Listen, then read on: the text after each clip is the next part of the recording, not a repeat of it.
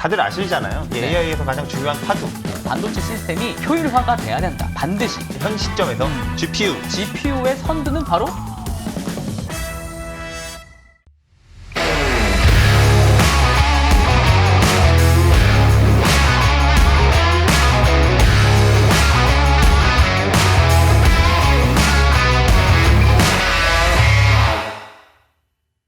네, 저희가 지난번 시간에 이 빅테크들의 경쟁에 대한 이야기들을 나눠봤습니다. 하지만 이 경쟁을 할 때 꼭 필요한 요소가 하나 있다라고 네. 말씀을 드렸잖아요. 그 중에 하나인 꼭 다뤄야만 되는 이야기, 반도체에 대한 이야기를 나눠볼 시간입니다. 결국에는 반도체가 핵심이자 핵심이 될 수밖에 없을 것 같습니다. 네. 결국 연산을 담당하니까요. 맞습니다. 그러니까 두뇌를 담당하는 거라 생각하시면 될 것 같습니다. 네. 반도체에서 또 좀 잘 나가는 또 유명하신 분이 몇 분이 계신데 네. 그게 바로 엔비디아의 jensen CEO와 또 그것에 또 버금갈 정도 유명한 사람이 AMD의 리사수.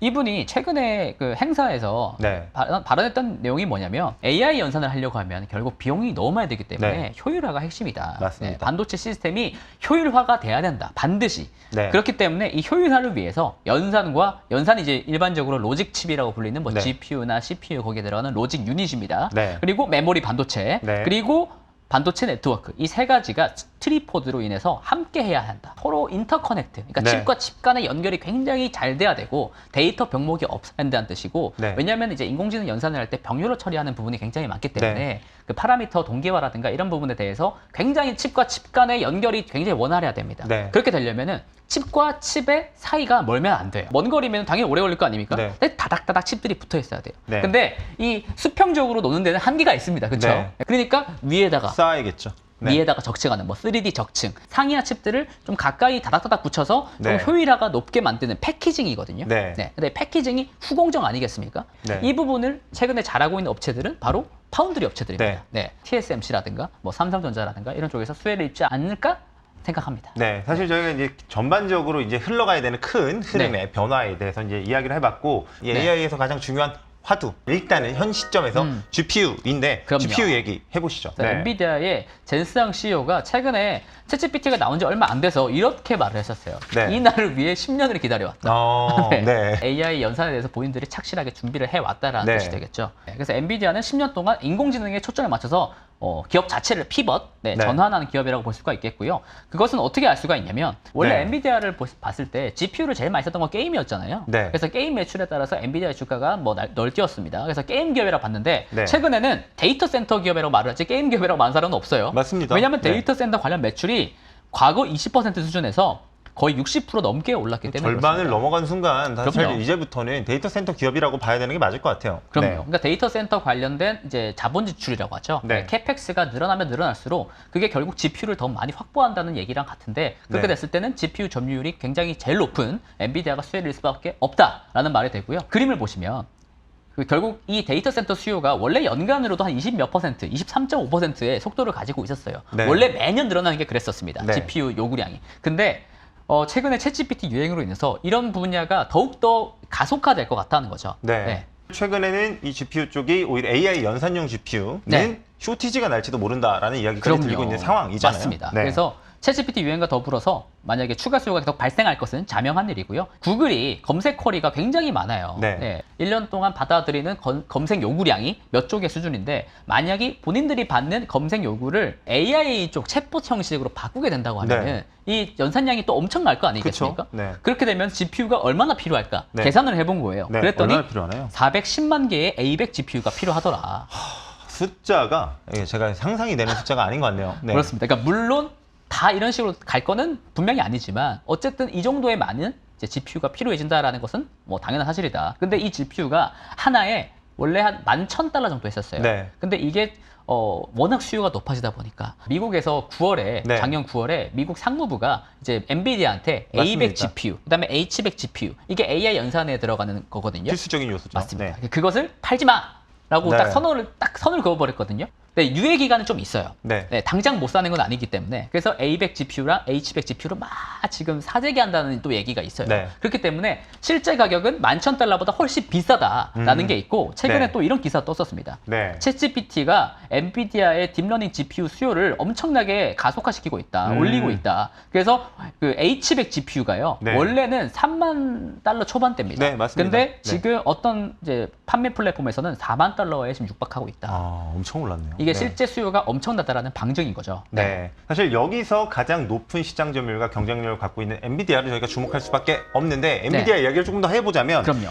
사실 GPU의 경쟁력뿐만 아니라 최근에는 이런 뭔가 소프트웨어 경쟁력까지도 네. 올리려고 하는 여러 가지 서비스들을 런칭하고 있다면서요. 맞습니다. 근데 네. 엔비디아가 우리가 알고 있듯이 GPU 기업인 것은 뭐 당연한 사실인데 엔비디아가 사실 딥러닝 그 알고리즘 쪽에서도 네. 단연코 선두권입니다. 음. 네. 그걸 어떻게 알 수 있냐면 그림들이 여러 가지가 있잖아요. 네.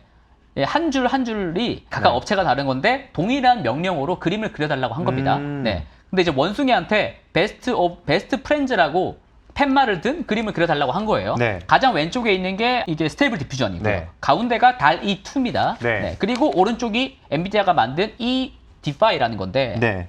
베스트 프렌즈라고 정확히 적어놓은 거는 엔비디아 거밖에 모델이거든요. 없네요. 네. 네. 그러니까 이미지 생성에 있어서도 사실 스테이블 디퓨전이나 미드전이나 뭐 이런 것들보다 훨씬 더 잘한다. 사실 저희도 이 영상을 구동을 시켜 보셨잖아요. 이런 네네. 이제 텍스트 이제 뭐 이 이미지 영상 이런 시스템을 돌려봤는데 네. 여기에서도 사실 엔비디아가 경쟁력을 가질 거라는 생각은 네. 못 해봤거든요. 그럼요. 네, 근데 이런 결과물을 이미 만들어내고 있다라는 부분에 주목을 해봐야 될 것 같네요. 그리고 그 GTC 2023 행사에서 네. 이런 말도 있었어요. 젠슨 CEO가 우리가 뭐 AI 공장이다. AI를 만들어 달라고만 하면 우리가 다 만들어 줄게. 우리가 인프라 단에서 뭐 기반 모델도 있고 네. 이런 식으로 딥러닝 알고리즘 능력도 뛰어나고 네. 근데 무엇보다 데이터 센터 반도체를 만들 수가 있으니까 네. 하드웨어도 제공해 주겠다. 그럼요. 그런 식으로 돈을 벌 것 같거든요. 그래서 네. 이미 그림을 보시면 네. L4, L4T, 뭐 H100, 그다음에 그레이스 오퍼 이런 식으로 각 영역에 맞게 또 최적화된 또 모든 하드웨어를 제공할 수 있다라고 지금 구색을 갖춰 놓은 거거든요. 네. 그래서 제일 어떻게 보면 자신감이 넘치지 않나라고 생각이 듭니다. 이렇게 엔비디아가 소프트웨어 경쟁력을 가지고 있는 것뿐만 아니라 사실 이 AI도 뭐 저희가 개발할 때 어떤 생태계를 통해서 개발들을 하잖아요. 네네. 이 생태계도 꽉 잡고 있는 게 엔비디아라고요. 그렇습니다. 그러니까 네. AI 뭐 어떤 딥러닝 모델을 만든다고 쳤을 때 네. 결국 다 컴퓨터 사이언스잖아요. 맞습니다. 네, 코딩을 네. 해야 된단 말이죠. 네. 프로그래머들이 또 운영체제에 들어가서 딱딱딱 코딩을 해야 될 거 아니겠습니까? 네. 근데 그 운영체제에 있어서 가장 유명한 프레임워크가 뭐냐면 바로 이제 파이토치라는 겁니다. 근데 파이토치가 득세할수록 웃을 수 있는 기업이 바로 엔비디아입니다. 다름아니. 그림을 보시면 네. 이 파이토치를 쓸 때 초기 사용자 설정을 해야 돼요. 네. 뭐 어떤 식으로 뭐 이걸 쓰겠다 저걸 쓰겠다 설정을 해야 되는데 네. 연산 플랫폼 그러니까 컴퓨트 플랫폼으로는 엔비디아의 쿠다라는 게 기본 베이스입니다. 네. 예, 엔비디아의 쿠다가 기본 베이스라고 하는 것은 뭐 파이토치를 많이 쓰면 쓸수록 엔비디아의 쿠다의 생태계가 더욱더 커진다라는 말이 되겠습니다. 네. 네. 이런 내용들을 종합해 봤을 때 이 젠슨 황 CEO가 네. 10년을 기다렸다라고 한 게 과언이 아니라 준비가 철저하게 됐구나라는 걸 저희가 좀 확인할 수 있을 것 같은데 이 입지에 대해서 다시 한번 좀 설명을 해주시죠. 이제 파이토치를 사용하는 개발자들은 엔비디아의 생태계에 완전히 개발자들이 종속이 된다. 엔비디아가 AI 시대를 꿈꾸면서 선순환 모델을 직접 본인이 그린 거예요. 네. 그런데 정말 이렇게 가고 있다는 게 핵심인 거죠. 네. 예를 들면 지금 350만 명의 개발자가 있습니다. 네. 예, 이게 쿠다 모델 생태계가 확대됐기 때문에 이 정도 네. 그 숫자가 모인 거죠. 이런 사람들의 개발자가 계속 이런 것들을 개발자 숫자가 늘어날수록 PC를 만드는 제조사 입장이나 아니면 클라우드 사업자들은 그러니까 뭐 이제 하이퍼스케일러들, 네. 예, 데이터 센터 사업자들은 계속 결국 쿠다 쪽을 심어 놓을 수밖에 없습니다. 소비자만 락인이 되는 게 아니라 그럼요. 이 B2B 기업도 이 생태계에 락인이 될 수밖에 없는 환경을 만들어 놨다는 그렇죠. 거죠. 하이퍼스케일러 입장에선 개발자가 뭐 고객이 될 텐데 네. 고객들이 다 쿠다를 쓴다고 하면은 엔비디아 걸 쓴다고 하면은 나도 그런 걸 갖춰놔야 되겠다잖아요. 그렇죠. 네. 그렇다고 하면은 클라우드 뭐 서버 단에서 엔비디아 제품이 많이 있다고 하면은 인공지능 연산을 통한 서비스를 하고 싶은 각종 기업이나 단체들은 자연스럽게 엔비디아 GPU를 사용하게 되는 거고요. 네. 왜냐하면 클라우드 뭐 호스팅이라든가 이런 거를 할 때 엔비디아 GPU를 쓸 거 아니겠습니까? 네. 그런 식으로 하면은 또 GPU는 계속 잘 팔리고 그럼 쿠다 개발자는 계속 늘어나고 이런 식으로 선순환이 생긴다는 거죠. 네. 그래서 그런지 엔비디아가 가진 AI 생태계를 보시면 쿠다 다운로드 숫자가 4년 만에 4.5배.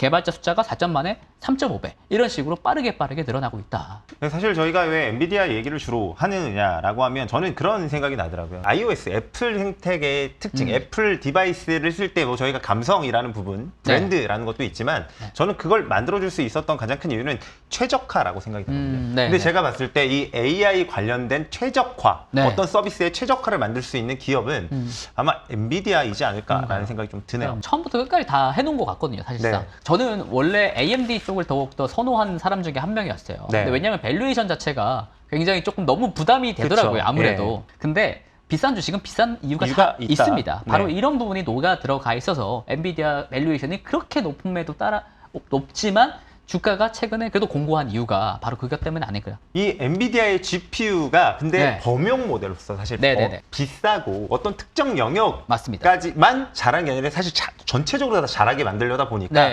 약간의 이제 비효율도 분명히 존재를 하잖아요. 맞습니다. 그 시장을 타겟하는 이 AI 시대를 맞은 반도체가 또 있다고요. 맞습니다. 그게 바로 NPU죠. GPU는 범용 모델로서 그래서 GPGPU라고 하거든요. General Purpose. 근데 이제 NPU 같은 경우는 딥러닝을 위한 어떤 일정 함수에 최적화된 모델. 그러니까 굉장히 싸고요. 전력도 굉장히 적게 들어가고요. 그렇기 때문에 뭐 NPU가 GPU의 대항마로서 조금 어느 정도 자리를 할 수는 있을 것 같긴 합니다만 NPU도 여전히 약점이 있긴 합니다. 왜냐하면 일단은 상장 기업이 없어요. 맞습니다. 상장 기업이 없어서 뭐 태핑할 수 있는 기업은 그렇게 뭐 있진 않다라는 거고 GPU가 비싸고 NPU는 싸지만 NPU는 또 이렇게 생각하실 수가 있어요. 많은 업체들이 NPU를 자체적으로 만들려고 하지 뭐 팔려고 하는 사람들은 없습니다. 그 말인즉슨 본인들이 딱 쓸 정도의 NPU를 생산한다는 뜻이고 위탁 생산을 맡겨야 되잖아요. 근데 그 위탁 생산의 물량 자체가 GPU만큼은 아닐 거다라고 생각이 드는 거거든요. 사실 이건 경제학적인 개념에서도 분명히 저희가 생각을 해야 되잖아요. 단순히 이게 이쪽 부분에서 잘하니까 이게 무조건 될 거야라고 말씀드리기에는 항상 기업은 수익과 비용 이게 굉장히 항상 같이 들어가 있는 거기 때문에 맞습니다. 그러니까 만들어주는 애들의 생각도 되게 중요하거든요. 만들어주는 기업들이 바로 이제 TSMC나 삼성전자 이런 업체들이 될 텐데 정말 많은 양의 생산을 요구하는 뭐 GPU 업체들의 교섭력이 좀 더 높지 않을까라고 저는 생각이 드는 부분에 있고요. 그럼에도 불구하고 뭐 AI 가속기라고 불리는 이제 NPU가 뭐 최근에 침투율이 많이 늘어나고는 있습니다. 대표적인 업체가 비상장 업체이긴 하지만 바로 이제 삼바노바 라는 이제 미국 기업이 있어요. 이 기업도 이제 캘리포니아에 있는데 이 삼바노바 시스템에 또 투자했던 기업들이 굉장히 면면이 뛰어납니다. 구글 벤처도 있고 인텔, 블랙락, 테마섹, 뭐 소프트뱅크 이렇게 줄줄이 굉장한 기업들이 투자를 이미 해놨더라라고 보는 부분이기 때문에 나중에 상장은 하지도 않을까라고 생각이 들기도 합니다. 저희가 NPU의 얘기를 할 수밖에 없는 것도 이 AI가 만들어낼 앞으로의 또 데이터, 뭐 폭증되는 데이터 이런 건 분명히 뭐 GPU의 영역도 있겠지만 NPU의 영역도 생길 수밖에 없다라는 관점에서 이제 말씀을 드리고 있기 때문에 그런 측면에서 바라봐 주시면 좋을 것 같습니다. 그러니까 굉장히 오랜 시간 동안 좀 병행이 될 것 같아요. 뭐 GPU도 쓰고 CPU도 쓰고 그다음에 NPU. CPU도 제가 언급은 안 드리지만 분명히 쓸 때가 있거든요. 오히려 인공지능 학습에서는 GPU가 압도적이지만 인공지능을 우리가 실제로 사용할 때 수행을 시킬 때는 CPU가 오히려 가격이 쌉니다. 전력을 적게 먹거든요, CPU가. 그래서 메타 같은 경우에는 데이터 센터에 GPU도 많지만 CPU도 굉장히 많이 사놨습니다. 다 그런 이유가 있기 때문에 CPU 쪽에서도 분명히 수혜를 받는 기업이 나올 수가 있다. 그게 뭐 대표적으로 AMD 같은 기업들이 오히려 낙수 효과를 또 받을 수 있지 않을까라고 생각이 듭니다. 굉장히 전반적인 그런 부분에서 단순히 이제 연산뿐만 아니라 뭐 메모리도 마찬가지고요. 뭐 여러 가지 측면에서 다 효율성이 좋아져야 된다고 얘기했는데 또 이 중에서 주목해야 되는 게 네트워킹의 영역이라고 하잖아요. 이 네트워킹이 다른 말로 하면 아까도 잠깐 언급했지만 인터커넥트입니다. 이게 왜 중요한지는 아까도 말씀드렸지만 그 중국 문제 있잖아요. 중국에서 A100이랑 H100 GPU를 못 사요. 막았습니다. 근데 우회 제품이 있어요. 그러니까 엔비디아가 만들어준 거예요. 거기 딱 맞게 A800, H800인데 A100이랑 A800은 똑같아요. 다른 건 똑같은데 딱 하나가 다릅니다. 그게 바로 인터커넥트. 그만큼 AI 연산에 있어서 굉장히 중요한 게 바로 인터커넥트고 인터커넥트를 잘하는 업체 중에 하나가 브로드컴이죠. 티커는 AVGO입니다. 여기 이 할아버지 계시잖아요. 이분이 브로드컴 CEO이신데요. 혹탄이라시는 분입니다. 이분이 저번 실적 발표 때 이런 말을 했어요. 데이터 센터 사업자들이 몸이 달아있다. 굉장히 긴박한 수요를 지금 느끼고 있다. 다만 지금도 초기 단계다. 생성형 AI라는 단어를 꽤 많이 썼어요. 브로드컴 실적 발표에서. 브로드컴 CEO가 굉장히 보수적인 좀 전망을 하시기로 유명하시거든요. 근데도 이렇게 좀 자신감 있게 말을 한 거 보면은 진짜 네트워킹 장비에 대해서 좀 수요가 크지 않나라고 생각이 들고 있고요. 그리고 제가 브로드컴의 이제 각 사업부별로 매출과 전년 동기 대비 성장률을 적어놨어요. 네. 근데 원래 무선 장비가 매출이 제일 높았었습니다. 그쵸? 이 네. 무선이 바로 이제 애플한테 납품하는 거예요. 네. 와이파이라든가 이제 일반적으로 알고 있는 그 무선 네트워크 네, 네. 장비들을 네트워크 칩들을 이렇게 판매를 한 건데, 근데 무선보다 더 높아지는 사업부가 하나 있습니다. 네. 바로 그게 네트워킹 사업부인데, 그게 바로 이제 AI 데이터 센터의 인터커넥트 관련된 이제 뭐 스위칭 칩이라는 뭐 라우팅 칩 이런 것들이겠습니다. 네. 이 부분이 앞으로 AI 성장, 이 CEO의 말처럼 그 데이터 센터 이제 네트워킹 칩 장비의 성장에 따라서 성장이 가속화되지 않을까라고 생각이 듭니다. 네, 사실 이런 부분 때문에도 이 브로드컴이 사실 어떻게 보면 클라우드 서버 가상화 기업인 VM웨어를 좀 인수하려고 맞습니다. 하는 거잖아요. 네네네. 그래서 VM웨어 같은 경우도 소프트웨어 쪽 기업인데요.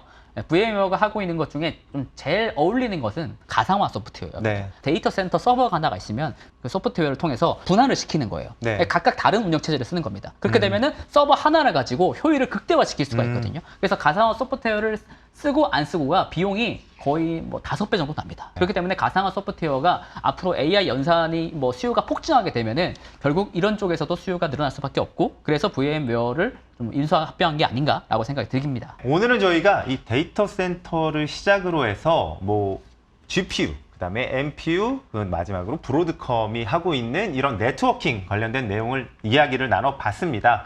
관련된 기업에 대한 디테일한 내용들은 저희 또 보고서 있으니까 보고서 참고하시면 좋을 것 같고요. AI 시대의 변화에 대해서는 항상 이 변화에 시청하시는 시청자분들도 같이 동참하시면 좋을 거라고 생각이 듭니다. 오늘은 여기서 마치도록 하겠습니다.